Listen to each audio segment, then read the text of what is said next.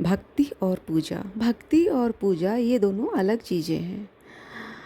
अक्सर हम इन दोनों को एक समझ लेते हैं, पर ऐसा नहीं है। इन दोनों के बीच में ना पतली सी लकीर है।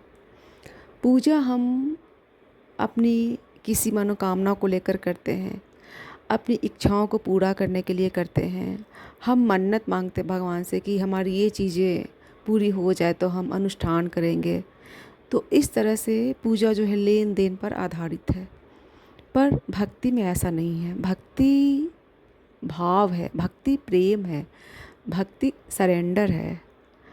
तो भक्ति में हमें इस बात से कोई फ़र्क नहीं पड़ता कि हमें क्या मिल रहा है नहीं मिल रहा है। वो हमारे भगवान की मर्ज़ी है कि हमें जो दे रहे हैं, हमें जो दे रहे हैं हमारे लिए वही अच्छा है, क्योंकि वो उनकी मर्ज़ी है।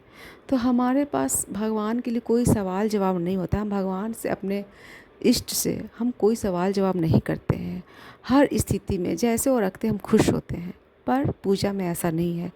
अगर हमारी जो मनोकामना है, अगर एक यज्ञ से, एक अनुष्ठान से पूरा नहीं होता है, एक भगवान से पूरा नहीं होता है, तो हम कभी कभी उस भगवान को भी छोड़ देते हैं और हम कहीं दूसरे भगवान के पास जाते हैं, दूसरा यज्ञ करवाते हैं, दूसरा अनुष्ठान करवाते हैं। तो ये चीज़ें होती हैं।